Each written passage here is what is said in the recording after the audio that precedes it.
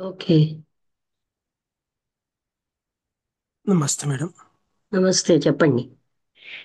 అదే మేడం. ఇక్కడ ఆ థాట్ అండ్ కాన్షియస్నెస్ లో అంటే థా మనం థాట్ నే కాన్షియస్నెస్ అని అనుకోవడం పొరపాటు జరుగుతుందని కాదు ఇక్కడ కాదు, చెప్పడం జరుగుతుంది థాట్ మేడం. యొక్క యాక్టివిటీస్ అన్ని కలిపే కాన్షియస్నెస్ అంటున్నాం. ఇక్కడ కాన్షియస్నెస్ అలా వాడారు. అయితే బియాండ్ ఉమ్, కాన్షియస్నెస్, బియాండ్ థాట్ జరిగేది ఉమ్, ఎక్స్పీరియన్సింగ్. Okay madam. ఆయన వాడే పదం అనుభవించడం అన్నది ఉమ్. అనుభూతిగా మారిందంటే అది థాట్ ఫీల్డ్.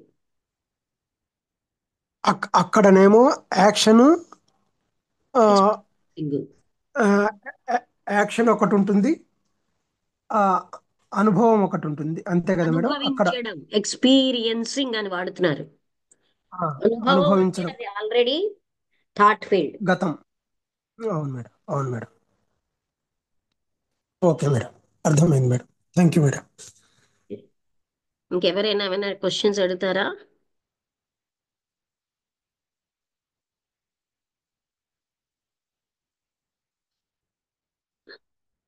ఏమైనా డౌట్స్ ఉన్నాయా? అర్థమైందా?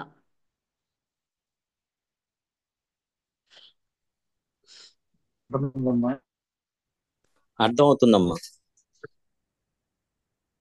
అంటే మనం అది అవగాహన చేసుకుంటే అలాగ కొంత ఆ, మనకి ఆలోచనతో మనం ట్రై చేస్తూ ఉంటే, మననం చేయాలి. ఇలా అన్నారు ఏంటిది అని మనం మననం చేస్తూ ఉంటే అప్పుడు మనకు అర్థమవుతుంది.